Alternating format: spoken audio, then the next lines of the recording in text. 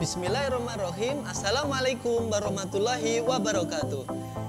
Anak-anakku, bagaimana kabar kalian hari ini? Mudah-mudahan tetap semangat ya, dan jangan lupa bersyukur. Baiklah, kali ini kembali kepada saya, guru mata pelajaran geografi Hendrik Bobi Irtato di SMA MTA Surakarta.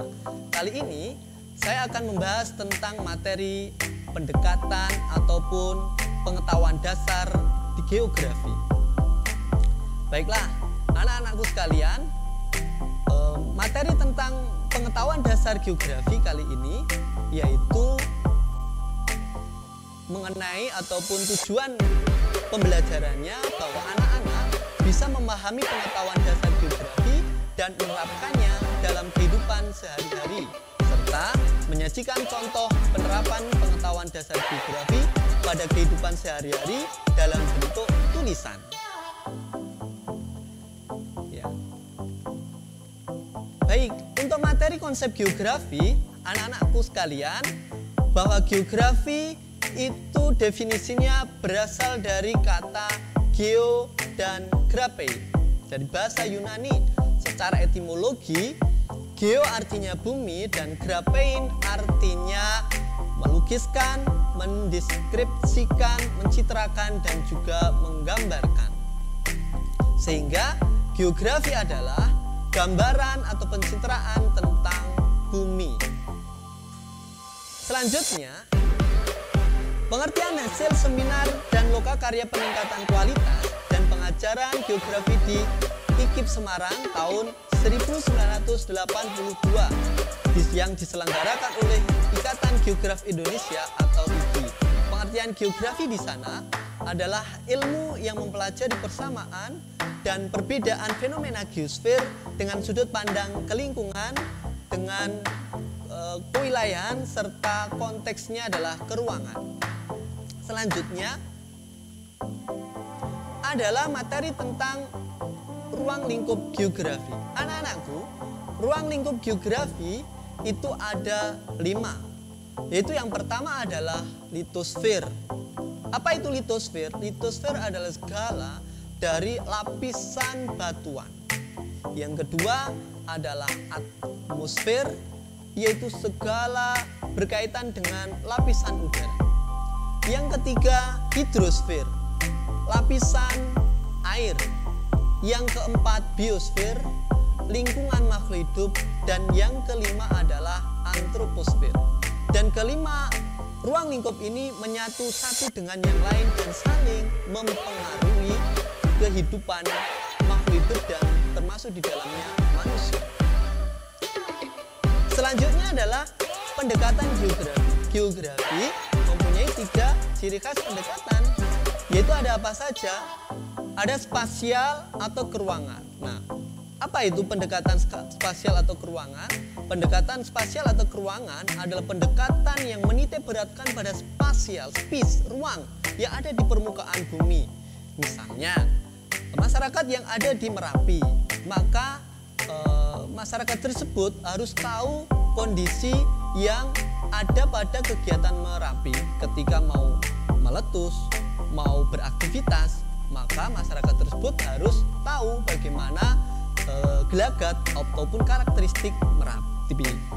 Kemudian yang kedua adalah pendekatan ekologikal atau pendekatan ke lingkungan.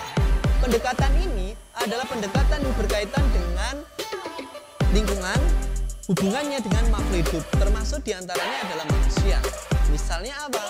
Misalnya, kalau anak-anak sekalian itu bisa menjaga kebersihan, bisa menjaga sampah pada tempatnya dan membuangnya tidak ke sungai, maka lingkungannya akan bersih dan rapi. Tetapi kalau membuang sampah di sungai, maka apa yang terjadi? Banjir kan? Ya betul. Jadi terjadilah banjir. Nah, banjir itu adalah akibat dari kondisi di mana lingkungan tidak dijaga dengan baik. Maka pendekatannya adalah dengan cara pendekatan ekologikal atau pendekatan ke lingkungan. Kemudian yang ketiga adalah pendekatan regional kompleks. Apa itu?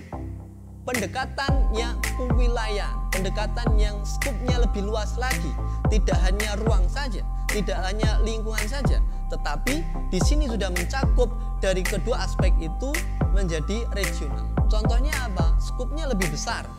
Misalnya adanya pandemi ini, pandemi COVID-19, maka pendekatannya adalah kewilayahan, skupnya lebih luas.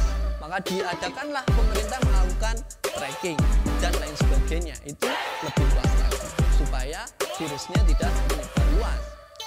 Oke, selanjutnya adalah prinsip geografi. Apa itu prinsip geografi? Jadi anak-anakku sekalian, prinsip geografi itu ada 4 ya. Yang pertama adalah deskripsi. Apa itu deskripsi? Deskripsi adalah menjelaskan secara spesifik mengenai gejala-gejala di permukaan bumi, fenomena-fenomena yang ada di permukaan bumi dengan gambar, diagram, dan juga grafik ya. Yang kedua adalah prinsip distribusi. Apa itu prinsip distribusi? Prinsip distribusi adalah prinsip menjelaskan fenomena geosfer tersebar secara tidak merata di ruang muka bumi. Yang ketiga adalah interrelasi, memandang fenomena geosfer di permukaan bumi saling berhubungan satu dengan yang lain. Dan yang keempat adalah prinsip korologi, mengkaji gejala geosfer dengan memperhatikan persebaran, interrelasi, dan interaksinya. Prinsip korologi yang kompleks tadi. Kemudian selanjutnya adalah objek studi geografi. Ya, objek studi geografi ada 2. Apa itu? Objek material geografi dan objek formal geografi.